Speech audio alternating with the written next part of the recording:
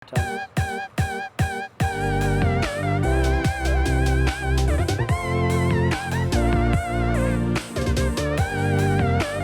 après-midi à tous. Mon nom est Inghamichan Prince et puis je suis de la 3e biochimie sciences de la Terre et je vais vous présenter un livre qui a été traduit en français. Le vrai titre c'est Kill Mockingbird de Harper Lee et le titre en français c'est Ne tirez pas sur l'oiseau moqueur. Enfin, c'est l'histoire des années 80. C'était une petite fille qui avait un père avocat.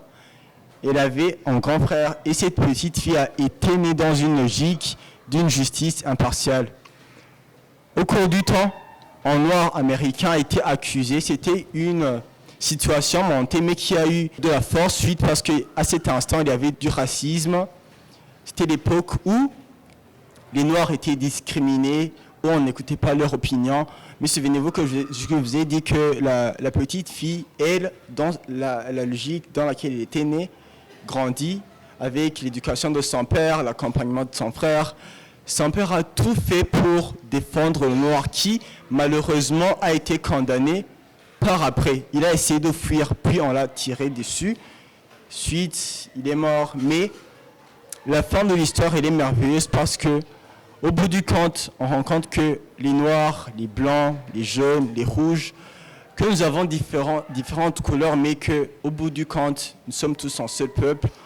Quand on nous prend la main, marchons ensemble, que si réellement qu'on veut que le monde soit meilleur plus que ce qu'il est aujourd'hui.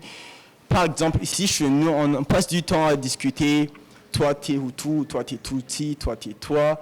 On passe du temps à dire non, moi je suis de cette catégorie de gens, moi je suis de celle-ci, moi je suis de celle-ci.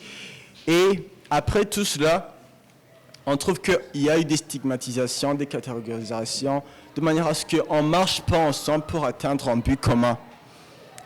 Ce qui m'a construit dans ce livre, c'est que la petite fille m'a amené à croire que même s'il y a des différences entre nous, que même s'il y a des idées qu'on a mis en nous, même si nos parents, notre histoire, notre avenir peut paraître difficile à affronter certaines situations, qu'une fois que nous admettons que nous sommes un seul peuple et qu'on se bat pour les intérêts des autres avant nos propres intérêts, que le monde peut être meilleur plus qu'il est aujourd'hui. Je me prénomme Idelorana Noria et le livre que j'ai lu, il s'appelle Sang d'Afrique, c'est le tome 2. Il a été écrit par Guy Descartes, c'est un écrivain français des années 1950. Il était anti-raciste. Il militait pour que les Français reconnaissent les Noirs d'Afrique et qu'ils reconnaissent aussi que les Noirs ils ont une importance capitale pour la France des années 1950. Alors le livre, c'est une histoire qui se passe en France et en République centrafricaine, qui n'est pas encore devenue république, mais qui est une colonie française, en fait, d'Afrique centrale. Et là, elle s'appelle la colonie française de Bangui-Chari. Ce sont les deux rivières qui sont les plus importantes en République centrafricaine. Et là, c'est l'histoire de Virginie qui vit en France avec ses parents. C'est une enfant gâtée qui a vécu longtemps dans le luxe. Et son père, en fait, il est militaire, c'est un haut cadre dans la hiérarchie militaire de la France. Et sa mère, c'est une femme au foyer, comblée. Et Virginie, elle va grandir dans l'ambiance familiale sans connaître ce que c'était qu'un noir. Elle entendait juste ça. Elle pensait à un singe, à un gorille, à un monstre, comme ça. Un jour, elle va rencontrer Marc, qui est un étudiant centrafricain qui est allé vivre en France. Et là, il va y avoir un coup de foudre direct pour Marc. Et directement, elle va accepter l'idée d'épouser Marc. Mais comme dans sa famille, ils sont tous blancs et que dans sa famille, bien sûr, ils ne vont jamais accepter l'idée qu'un noir puisse intégrer dans leur famille, son père il va être contre cette idée. Il va même dire à Virginie qu'il va l'expulser de la maison si jamais elle n'acceptait pas de se conformer à l'ordre de son père. Virginie, comme elle aime Marc, elle va décider de quitter le foyer familial et de partir pour la Centrafrique. Ce sera difficile pour elle puisqu'elle va quitter le luxe de la France pour aller se confronter à la jungle centrafricaine. Quand elle va partir, elle va se rendre compte qu'en République centrafricaine, ils ont des cultures un peu sauvages. Bon, selon les dires de Virginie, C'est-à-dire que dans le village de Marc, ils vont croire que c'est un Dieu qui vient leur sauver, vu que c'était hyper difficile dans le village de Marc. Quand elle va vivre, elle va se heurter à de nombreux défis, surtout parler la langue africaine, mais aussi essayer de convaincre aux Noirs qu'elle n'est pas une monstre, que c'est une personne humaine, normale, comme eux. La fin de l'histoire, c'est que par après Marc, il va devenir le héros de l'indépendance de la République centrafricaine et qui va être le héros anticonformiste de la société blanche dans son pays. Il va devenir une figure majeure dans la lutte pour l'indépendance de la République centrafricaine. Et là, quand Virginie va revenir dans son pays, la France, avec Marc, avec leur bébé, ses parents ils vont revenir pour demander pardon, pour s'excuser devant Marc. Mais ça sera une excuse d'ironie, d'hypocrisie, vu que avant, il détestait Marc parce qu'il était un noir, un étudiant, sans rien. Mais maintenant qu'il est devenu le président, ils vont l'adorer. La leçon morale de l'histoire, en fait, c'est de ne pas juger une personne par son apparence, mais aussi que nous, les Africains, nous sommes forts, même si on ne veut pas l'admettre. Merci. Mon nom c'est Kenny Kelvin Ladukunda et je suis élève à l'école lycée Notre-Dame de Lohelo. J'étudie en 3e poste fondamental sciences PCT et actuellement je lisais un livre parce que je l'avais terminé récemment. Il est intitulé Tout à vous. Je ne sais pas si je peux vous lire le résumé parce que j'avais pas encore tout retenu le résumé, mais j'en ai gardé une leçon morale. Bon, le résumé ça dit une femme qui parle de sa sexualité, c'est tout à vous. Et l'auteur, c'est Maya Brahmi. Et le résumé, c'est que parfois, il suffit d'un rien, il suffit d'un geste. Un soir de canicule, Stella surprend son voisin d'en face en train de retirer son t-shirt. L'attrapant les épaules, il le fait passer par-dessus sa tête. La voilà redingue du désir. Désormais, elle monte à sa fenêtre en espérant le voir réapparaître et décide de lui écrire. À un inconnu, on peut tout dire de sa rupture toute fraîche à ses fantasmes les plus fous. Succombera-t-il à son tour au feu ravageur qui la consume? Difficile d'accepter son corps, de vivre sa sexualité dans une société saturée d'images et de stéréotypes. Et s'il fallait simplement laisser parler son imagination? Ici, le livre parle d'une femme qui, je dirais qu'elle exprime sa sexualité parce qu'il y avait un voisin et elle craquait pour le voisin, du moins, le voisin n'en savait rien parce que le voisin il est aveugle, lui. Du coup, elle passait son temps à l'admirer aux fenêtres. Et du coup, un jour, parce qu'elle ne savait pas comment exprimer son désir ardent de pouvoir être avec lui, elle décide d'écrire une lettre, à sa correspondante, une lettre, à destinée aux poubelles. Je dirais, cette lettre n'était pas censée être remise à son voisin. Du coup, elle a décidé juste d'écrire une lettre pour se défouler, pour laisser parler ses sentiments. Elle a pris longtemps pour écrire cette lettre. Elle écrivait chaque fois qu'il le voyait rentrer. Elle écrivait comment elle aperçoit sa sexualité, comment il le trouve viril, comment il trouve beau. Du coup, elle a décidé juste d'écrire parce qu'elle ne savait pas comment exprimer en face ce qu'elle ressentait. Bon, la leçon morale que j'ai apprise de cet extrait, c'est que on vit dans une société, souvent en Afrique ou bien partout au monde entier. La plupart sont en Afrique où les femmes, surtout les femmes, n'ont pas la possibilité d'exprimer clairement leur sexualité. Ce qu'ils ressentent envers un moment de cet acte, ce qu'ils ressentent, de dire ce qu'elles pensent directement à propos de la sexualité. Du coup, là, d'autant plus aussi qu'exprimer sa sexualité, ça fait partie de l'une des leçons morales qu'on apprend en FPH. Et du coup, ça devait être un droit, non pas une peur d'exprimer sa sexualité. Exprimer sa sexualité, ça fait partie de l'une des droits humains et chacun devrait avoir le droit d'exprimer sa sexualité. Et pour moi, lire, ça m'a permis d'apprendre plein de trucs. Par exemple, ça peut distraire, ça peut permettre à quelqu'un de se retrouver, permettre à quelqu'un de comprendre clairement sa pensée, de comprendre clairement ce qu'il veut. Et pour moi, une leçon morale, c'est que pour moi, la leçon morale à donner aux autres jeunes qui n'ont pas la force de lire, c'est que lire, c'est pas un truc, genre, je dirais, c'est juste un truc libérateur. Ça peut libérer l'esprit, ça peut aider à apprendre plus de trucs, ça peut aider à se retrouver, ça peut aider à comprendre réellement le monde dans lequel on vit. Je me présente au nom de Aimé Brianna Nzeimana du lycée Notre-Dame de Lehiro, en 3e poste biochimie sciences de la Terre. Moi, je voulais juste vous présenter un film intitulé Just Right. Le film en question, il y avait une fille du nom de Leslie. Leslie, elle avait une cousine qui habitait chez elle. Elle avait aussi ses 2 parents. Dans l'histoire, il y a un joueur du basket de NBA. Il s'appelle Scott McKnight. Ce joueur n'avait que des yeux sur sa petite cousine. La cousine, elle faisait des choses. Il y avait aussi tous les garçons couraient derrière elle. Il l'aimait et après, la fille les larguait de raison je ne sais quoi. Un jour, le basketteur vient la chercher, la drague et puis ils se mettent ensemble. Un jour, Leslie voulait quitter le basketteur du NBA. Il s'était cassé la jambe en jouant au NBA. Leslie travaillait dans une kinésithérapie. Elle est venue s'occuper de lui et lui a donné les soins nécessaires. Et le basketteur s'était remis. Il allait jouer dans le match, il se présenta, il était le meilleur joueur. Toutes les équipes l'acclamaient, l'adoraient parce qu'il jouait très bien.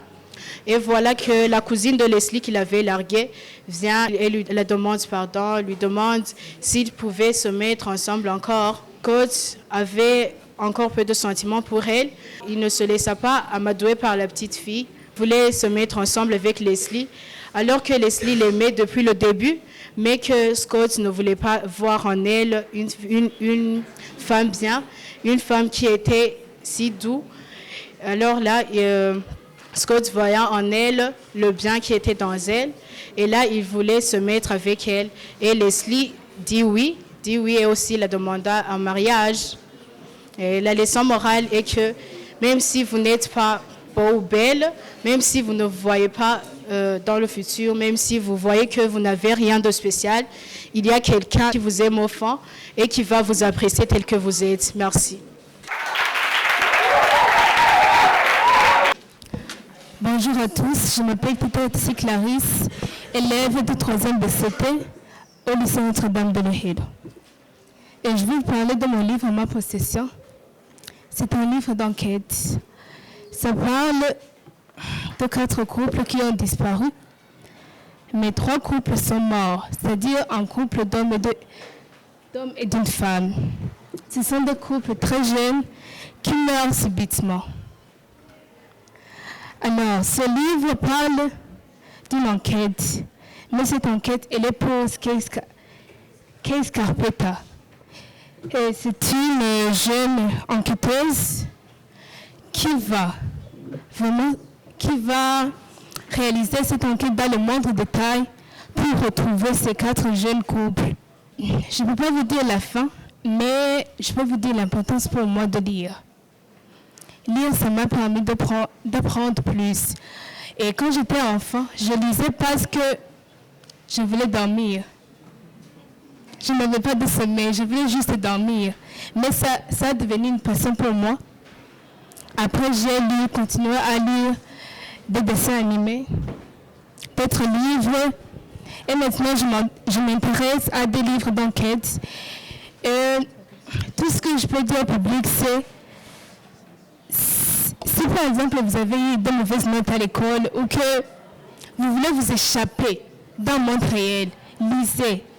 Car les livres, en fait, nous racontent des histoires qui sont imaginaires, mais qui nous donnent des leçons morales qui peuvent être importantes pour nous.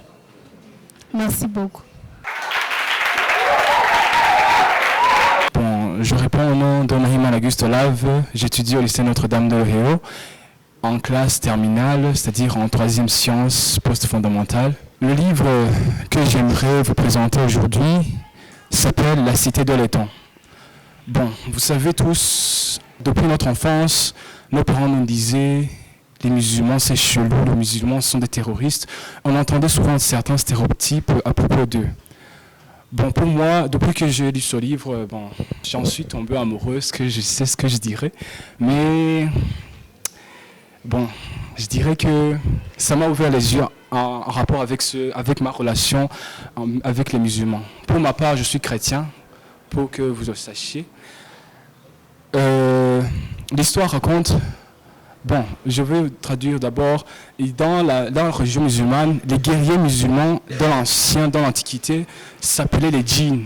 Dans notre pays, nous appelons ça des démons ou des choses sataniques, quoi.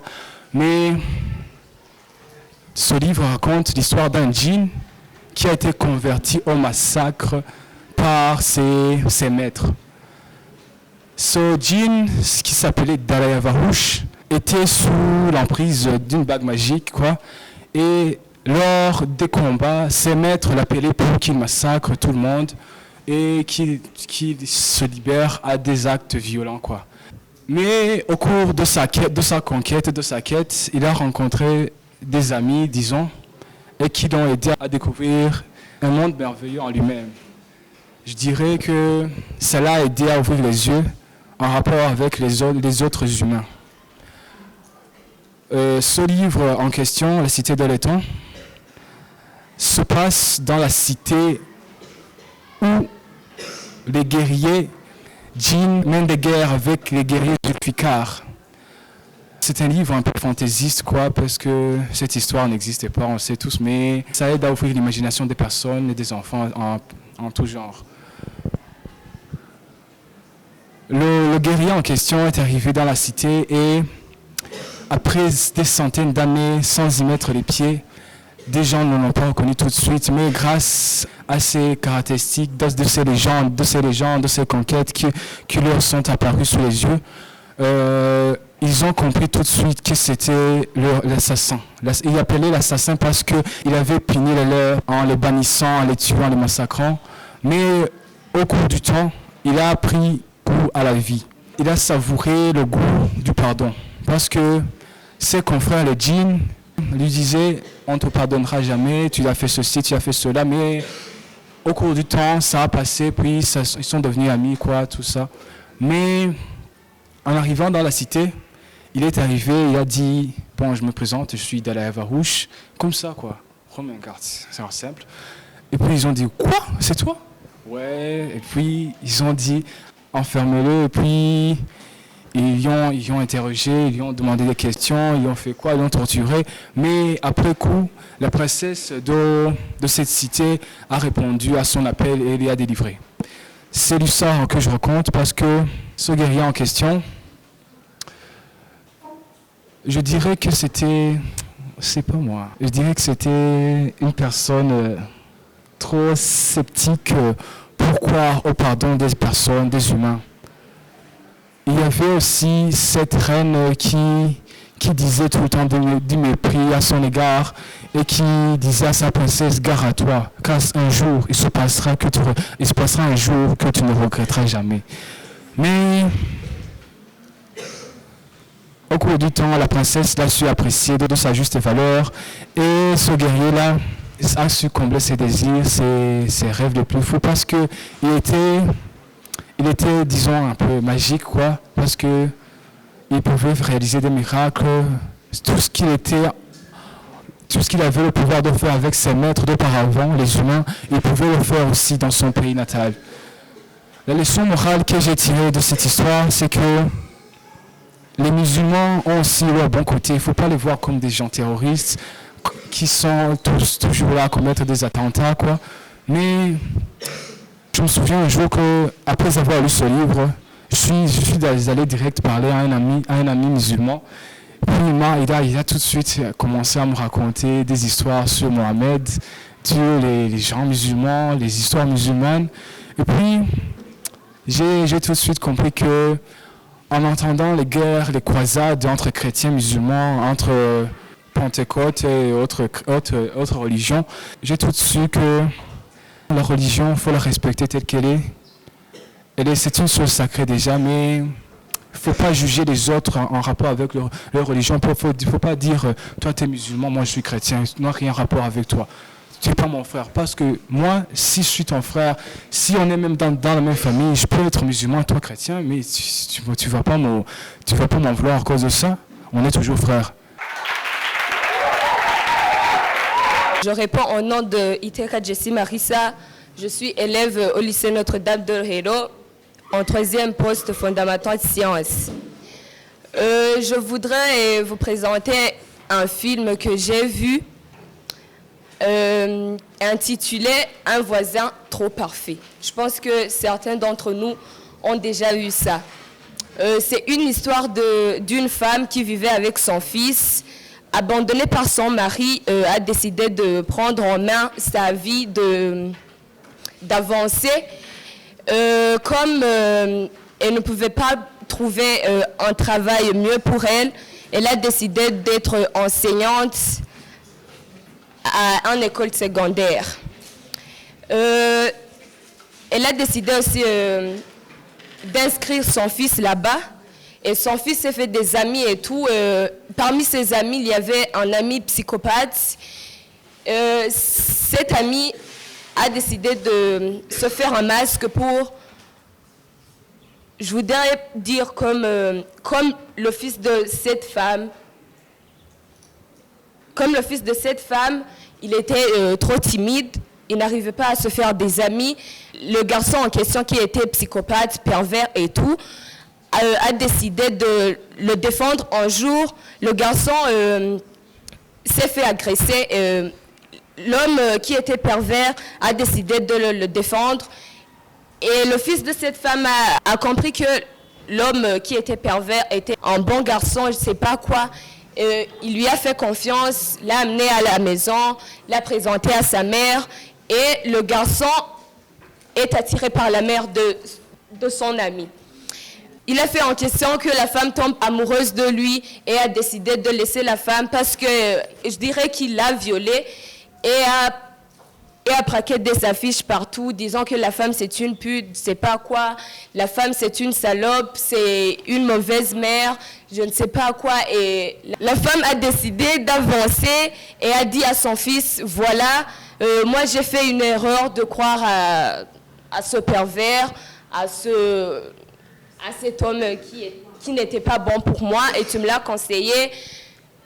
J'ai pas compris, mais pardonne-moi. Et la leçon de morale que j'ai tirée là-bas, c'est que en tant que femme et mère des enfants, il faut que tu connaisses ta valeur. Ne te laisse pas guider par tes sentiments, mais amène ton cerveau avec toi. Merci.